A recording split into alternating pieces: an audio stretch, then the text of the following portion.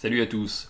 Coup de tonnerre, coup de théâtre dans la NBA puisqu'on a appris hier que les Los Angeles Clippers échangeaient Chris Paul vers les Houston Rockets. Le meneur superstar des Clippers rejoint donc James Harden à Houston et les Rockets constituent ainsi l'un des meilleurs backcourts de la NBA. Je vous propose via cette petite vidéo d'analyser ce trade. On va pas faire une analyse en profondeur de cette nouvelle équipe des Rockets parce que je suis convaincu que Houston va encore être très actif durant l'intersaison. Donc l'effectif va encore pas mal évoluer. Donc ça sert à rien d'essayer de tirer des grandes conclusions, des gros plans sur la comète tant que tout ça n'est pas terminé. Mais on peut déjà, dans un premier temps, et c'est ce que je veux vous proposer dans cette vidéo, essayer d'imaginer comment Chris Paul et James Harden peuvent cohabiter et comment le meneur superstar ex-Clippers peut parfaitement s'intégrer ou non dans le dispositif de Houston. Donc voilà, il faudra s'attendre à voir Chris Paul dans cette tenue-là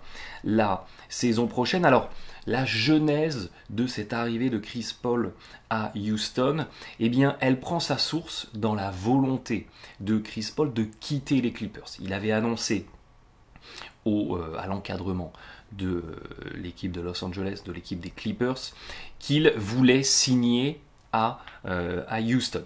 Chris Paul contractuellement, il était dans une dernière année où il y avait une player option, une option joueur. Et il avait décidé de ne pas activer cette option joueur pour se retrouver agent libre et pouvoir signer où il voulait à l'intersaison. Et pourquoi Chris Paul voulait quitter les Clippers d'après ESPN? C'est parce qu'il avait perdu confiance en coach Doc Rivers, il avait perdu foi en son docteur et il reprochait à Doc Rivers de trop favoriser son fils Austin Rivers, de ne pas être assez objectif dans son coaching avec son fils, avec Rivers, et surtout d'avoir refusé un trade qui impliquait Austin Rivers et qui aurait permis à Carmelo Anthony d'atterrir aux Clippers. Donc je pense que Chris Paul s'est dit ok, à Los Angeles je suis dans une impasse, si je veux gagner un titre il faut que j'essaye de rebondir ailleurs pour que cela arrive. Donc les Clippers se retrouvant face à une situation où ils pouvaient perdre Chris Paul contre rien, se sont mis d'accord avec lui.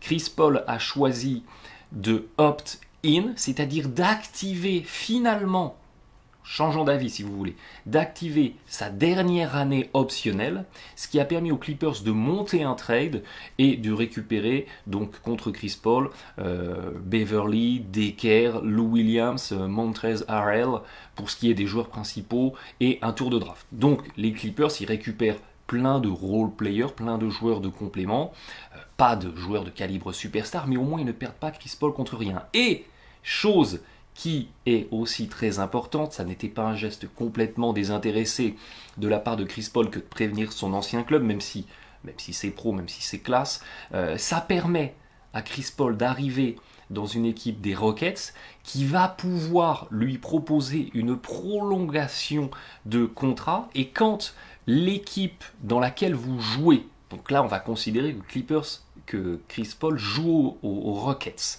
quand l'équipe dans laquelle vous jouez vous re-signe, vous propose une extension de contrat, cette équipe-là peut vous proposer plus que si vous étiez free agent et que vous aviez signé ailleurs. En gros, les Rockets, ils vont pouvoir proposer 200 millions de dollars sur 5 ans à Chris Paul, parce que Chris Paul est issu de leur effectif après le trade, tandis que si Chris Paul avait signé en agent libre simple à l'intersaison, les Rockets n'auraient pu lui proposer que, avec des gros guillemets, 4 ans et 150 millions de dollars. Donc il y a un différentiel de 50 millions de dollars qui tombe quand même dans la poche de Chris Paul grâce à cette décision. Donc c'était pas anodin, c'est quand même à souligner, tout n'est pas désintéressé dans cette affaire. Donc les Houston Rockets récupèrent un Chris Paul qui, j'aime bien regarder cette statistique, ça c'est sur le site it2games.com,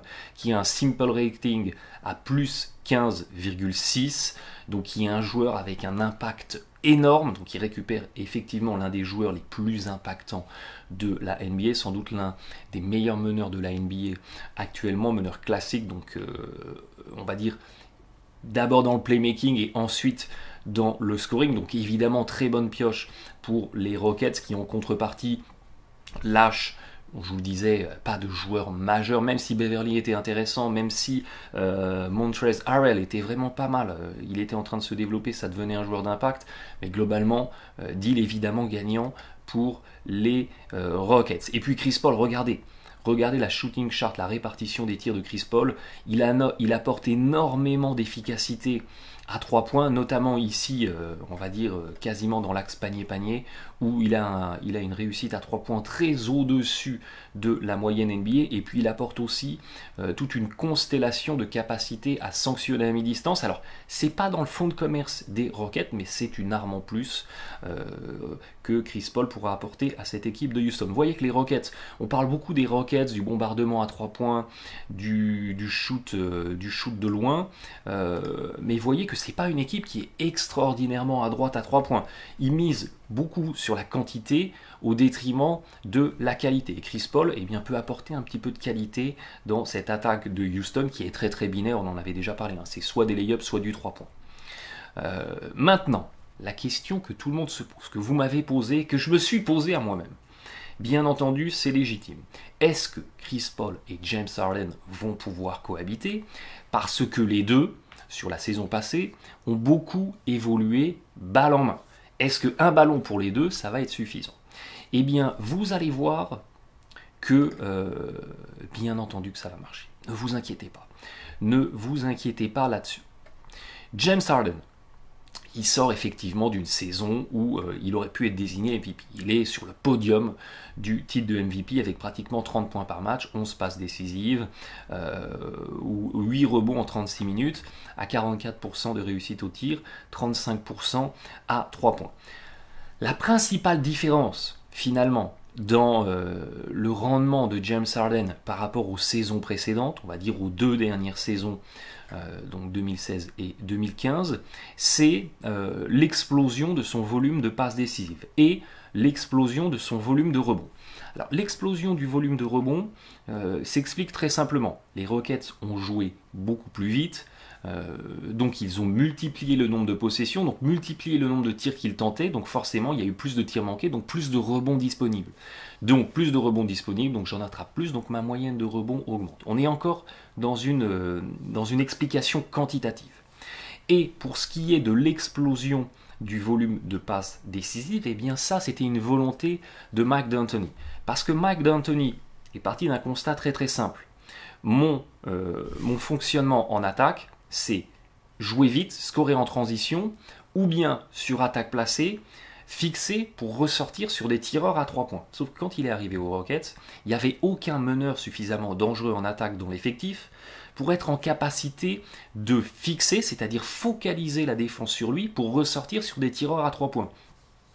Parce que si vous donnez un ballon à Eric Gordon ou à Ryan Anderson en lui disant « mais tiens, toi t'es un bon tireur à 3 points, vas-y, débrouille-toi, tire », la défense sera sur lui, il n'aura pas d'occasion de déclencher un tir, donc il ne sera pas en capacité de sanctionner à 3 points. Il faut un joueur qui fixe la défense, qui attire la défense sur lui pour qu'il puisse ressortir sur les tireurs.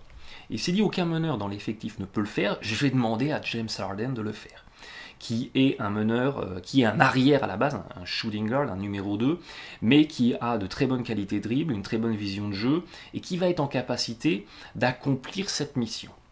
Et c'est comme ça que James Harden, effectivement, s'est retrouvé sur la saison avec un volume de passes décisives qui est passé à 50%. Ça veut dire que quand James Harden était sur le terrain en 2016-2017, une passe décisive sur 2 était réalisée par James Harden, alors qu'on était dans les 30% sur les saisons précédentes. Donc effectivement, Harden a été le point d'ancrage de l'attaque des Rockets et a distribué le jeu. Par contre, il y a une chose qu'il ne faut pas occulter, c'est que certes, sa moyenne de passes décisives, elle a explosé, mais sa moyenne de perte de balles aussi.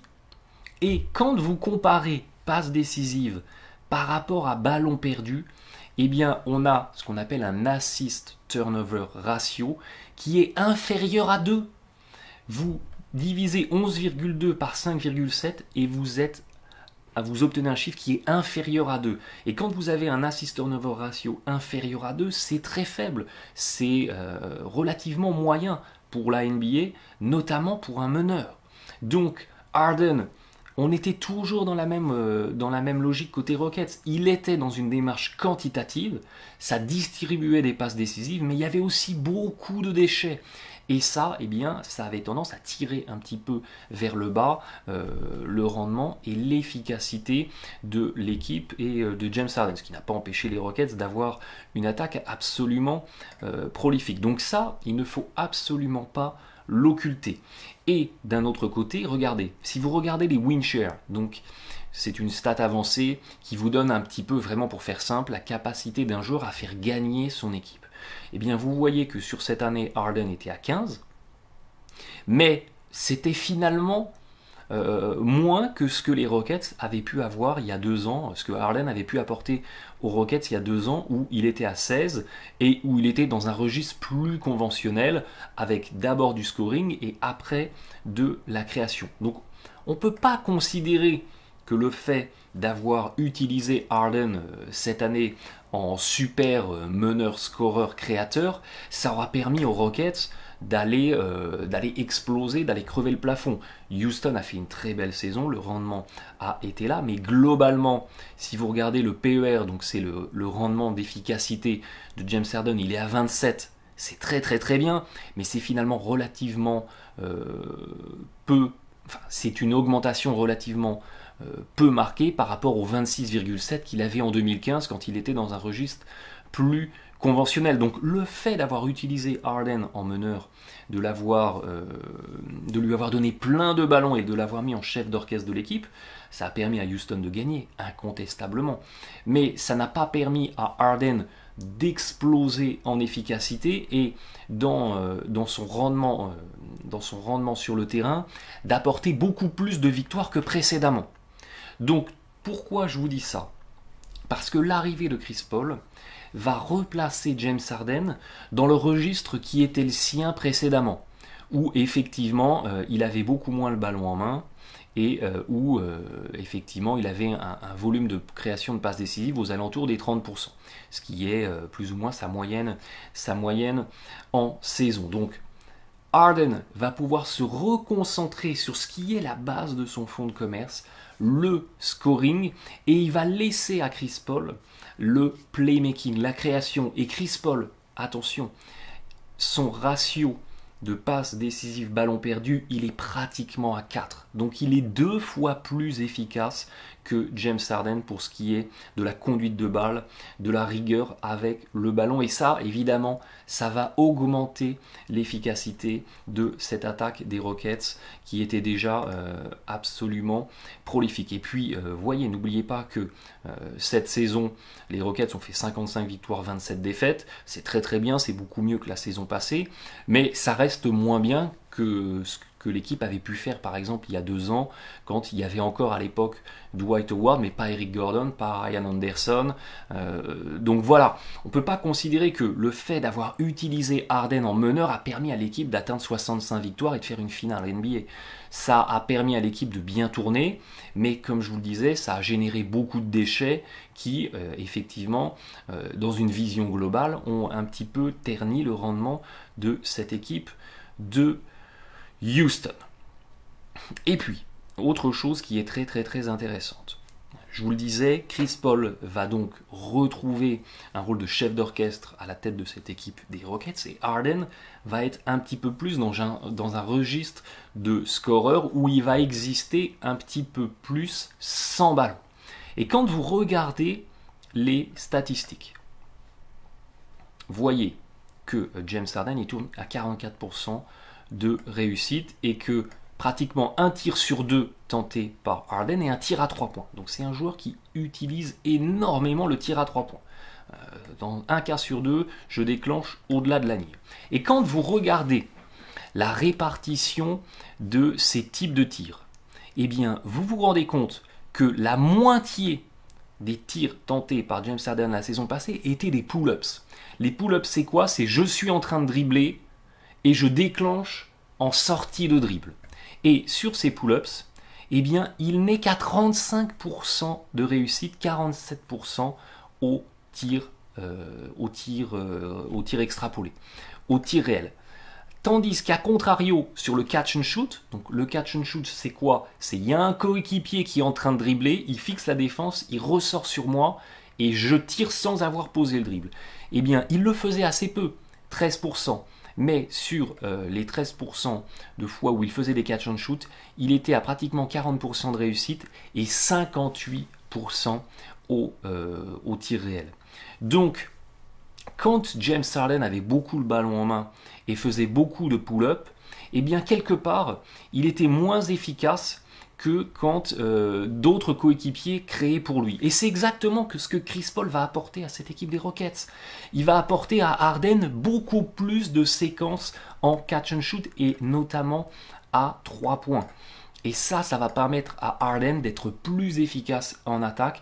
Et il faut s'attendre à ce que la saison prochaine, Harden ait vraisemblablement une moyenne en scoring qui est encore augmentée par rapport à l'année là qu'on vient de vivre où il était déjà pratiquement à 30 points par match. Donc l'arrivée de Chris Paul va permettre de soulager un petit peu Harden du fardeau offensif et notamment de cette tendance qu'avait James Harden à un petit peu trop dribbler, à un petit peu trop utiliser le dribble. Et si vous inversez, vous voyez ces pourcentages, vous laissiez plus que 15% de pull-up à Harden mais 50% de catch and shoot, eh bien évidemment en maintenant les mêmes rendements en termes de réussite au tir, vous avez un Harden qui va être à 35-36 points par match avec un bien meilleur pourcentage. Donc c'est ça qu'il faut considérer et c'est ça ce que Chris Paul peut apporter à cette équipe des Rockets et spécifiquement à James Harden. Et regardez, si on analyse la réussite au tir en fonction du nombre de dribbles avant le tir, eh bien vous remarquez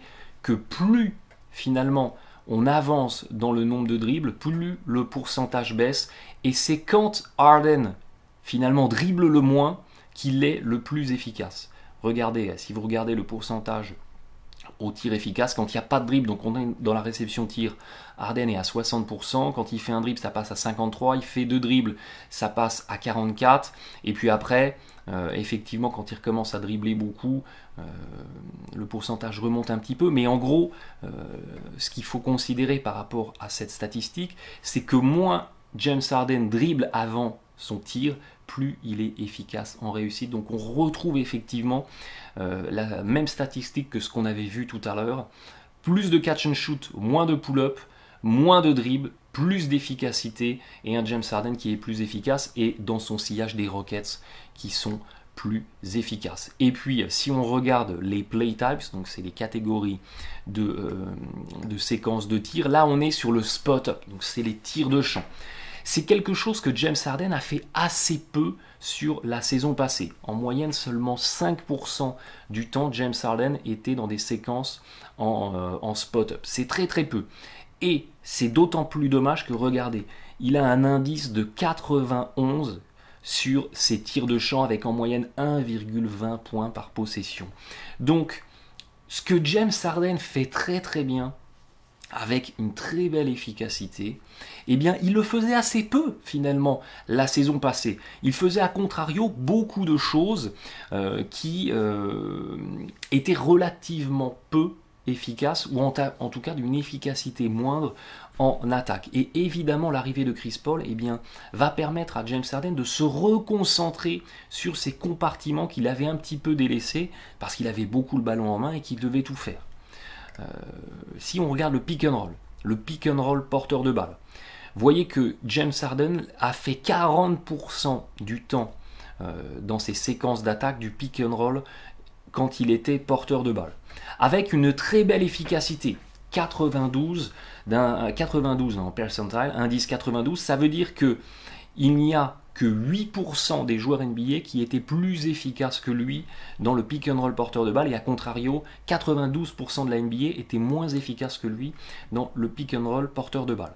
Donc là, vous allez me dire, mais attends, Chris Paul va empêcher James Harden de faire autant de pick and roll, or, tu viens de me montrer qu'il est très très bon dans le pick and roll. C'est vrai, mais regardez, le pick and roll, ça rapporte quoi?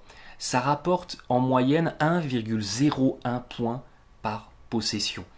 c'est relativement faible, surtout quand vous voyez que le spot-up ramène en moyenne du 1,20 points par possession. Pourquoi c'est faible? Parce que James Harden, il fait plus de 21% du temps des pertes de balles sur ces séquences de pick and roll. Donc il y a une séquence de pick and roll sur 5 qui implique James Harden en porteur de balle qui finit en perte de balle. Ce qui n'a pas empêché quand même de tourner à 1,01. C'est ça qui est complètement fou. C'est ça qui est complètement fou. Donc, moins de pick and roll, moins de pertes de balles, un pourcentage qui va être un petit peu plus élevé sur des tirs de champ, et vous avez toujours la même conclusion, un Harden qui va voir son rendement offensif augmenter. Et puis ça ne veut pas dire qu'il ne pourra pas faire de pick and roll. Quand Chris Paul sera sur le banc, James Harden sera sur le terrain, et il pourra être la locomotive de l'attaque, continuer à fixer sur du pick and roll pour ressortir sur les tireurs. Mais Chris Paul sera beaucoup plus efficace sur ces séquences de pick and roll, sera certes moins dangereux en scoring que ne pouvait l'être un James Harden, mais beaucoup plus efficace en capacité de passer. Et imaginez, côté droit du terrain, un pick and roll entre Chris Paul et Clint Capela. James Harden est à l'opposé, Chris Paul sort du pick and roll, fixe dans la raquette, ressort sur Harden, il est tout seul dans le corner à 3 points, et il peut sanctionner. Voilà comment cette équipe des Rockets va pouvoir évoluer en attaque. Et puis l'un des autres gros compartiments en attaque utilisé par James Harden, c'est l'isolation, avec un indice 76 qui est pas mal, mais avec un rendement qui n'est que de 0,97 points par possession. Donc on en revient toujours à la même chose. Ce que James Harden faisait beaucoup en attaque en 2016-2017, eh bien c'était relativement peu rémunérateur en efficacité.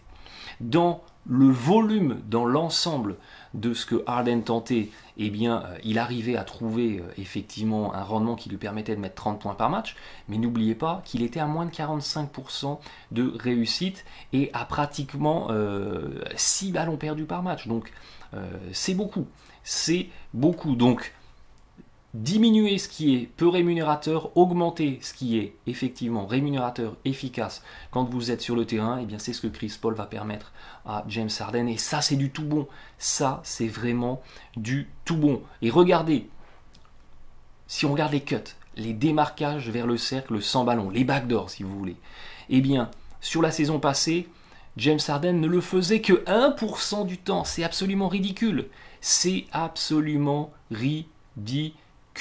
Quand vous regardez, je ne sais pas s'il y a un autre arrière sur le tableau, j'ai pris un tout petit extrait, mais regardez par exemple un Jay Crowder, il le faisait plus de 7% du temps. C'est pas tout à fait le même profil de joueur, mais c'est pour vous donner une comparaison. 1%, c'est absolument ridicule, et pourtant il était à 98 de percentile sur ses démarquages et à plus de 1,60 points par possession. Donc on retrouve toujours ces séquences où James Harden était absolument excellent, mais que les Rockets utilisaient assez peu. Et là, avec Chris Paul, James Harden, il reste dans le côté faible, loin du ballon, Chris Paul fixe, et puis Harden, il contourne son défenseur, il passe dans le backdoor, il est servi, il peut finir tranquille en lay-up. Sa fréquence d'utilisation des cuts va augmenter, même si c'est pas le fonds de commerce des Rockets, ça sera toujours des opportunités qui seront bien lues par Chris Paul et Harden. Son volume de cuts va augmenter, et comme c'est très très rémunérateur en points, son pourcentage de réussite va augmenter, et son rendement offensif aussi en découlé va augmenter. Et puis, il y a un autre point très important que Chris Paul va pouvoir apporter à cette équipe des Rockets, et ça va gommer, en tout cas sur le papier, espérons-le, ça va gommer l'une de ces problématiques des Rockets, qui est la négociation des fins de match serrés. Regardez, dans les 5 dernières minutes, avec un écart de plus ou moins 5 points, les Rockets, ils n'avaient que le 16e rendement de la NBA. Cette équipe de Houston, dès lors qu'elle tombait dans des fins de match serrés, elle était très très très mauvaise. Alors qu'elle fait partie du top 5 de la NBA sur la saison passée, au global, en rapport attaque, défense et au niveau victoire-défaite, elle était que classée 16e dans les fins de match serrés, avec un différentiel négatif. Donc Houston ne savait absolument pas gérer ses fins de match, et il suffit d'avoir vu les Rockets se jouer pour comprendre à quel point effectivement c'était douloureux, parce que dans les fins de match serrés, c'était tout le monde s'écarte, balle à Harden, 25 dribbles entre les jambes, un step back à 3 points contestés, et une fois sur 5, c'était 4 fois sur 5, pardon, c'était une grosse brique, et une fois sur 5 seulement, c'était un panier, et évidemment, c'est pas comme ça qu'on trouve de l'efficacité en attaque. Et regardez, ça c'est les stats de James Harden dans les clutch statistiques, donc dans les fins de match serrés, et il avait effectivement un différentiel très très largement négatif et un bilan victoire-défaite seulement à 40%, alors qu'il faisait 99% du temps, il était sur le terrain. Donc il était là tout le temps dans les fins de match serrés. Et regardez, effectivement, c'est assez éloquent. Hein. Son pourcentage au tir, il est à 35%. Et dans son sillage, les Rockets perdaient, tout simplement. Ce que Chris Paul apporte, ça c'est les stats de Chris Paul dans les mêmes conditions. Donc, quatrième quart-temps, prolongation, il moins de 5 minutes à jouer et plus ou moins 5 points d'écart. Eh bien, Chris Paul, regardez, quand il était sur le terrain, eh bien, son équipe avait un rendement attaque-défense positif, un bilan attaque-défaite positif, et même si son pourcentage de réussite n'était pas extraordinaire, on ne va pas dire que c'est un grand joueur clutch, eh bien il apporte de la sérénité dans la fin de match, il apporte effectivement un rôle de chef d'orchestre, un rôle de taulier, ok on va placer un système, ok on va essayer de structurer un petit peu et on va sortir de l'Hero Ball qui a tué cette équipe de Houston. Donc voilà, l'arrivée de Chris Paul côté Rockets, très bonne pioche pour Houston. Ne vous inquiétez absolument pas sur la capacité de Chris Paul et de James Harden de cohabiter. Ça va très très bien se passer. On va avoir un Harden qui va se retrouver dans un rôle qui est principalement le sien, un rôle de scoreur. L'arrivée de Chris Paul va permettre à James Harden de se soulager du fardeau du playmaking qu'il avait réussi la saison passée, mais dans lequel il y avait énormément de déchets, et Chris Paul va permettre à James Harden de pouvoir se reconcentrer sur des phases d'attaque où il a un rendement beaucoup plus efficace que sur de l'isolation, que sur du pick and roll, où il était très très bon, mais où la rémunération en termes de points par possession était inférieure à la moyenne NBA. Donc là, Chris Paul, le taulier, James Harden, qui effectivement aura moins le ballon en main, il fera moins de passes décisives, mais je pense que son pourcentage de réussite va augmenter, sa moyenne au point va augmenter, et on a au final des Rockets qui vont être plus efficaces. Des Rockets qui vont être plus efficaces parce que là où il y avait beaucoup de déchets chez James Harden, il y en aura beaucoup moins chez Chris Paul, et ça sera du gagnant-gagnant pour les deux joueurs. Voilà, c'était une analyse très très rapide. On reviendra sans doute sur cette équipe des Rockets dès que l'intersaison sera finie, dès que toutes les pièces auront été assemblées et qu'on pourra vraiment comparer par rapport à l'année passée. D'ici là, je vous salue bien bas, bon été, bon match à tous.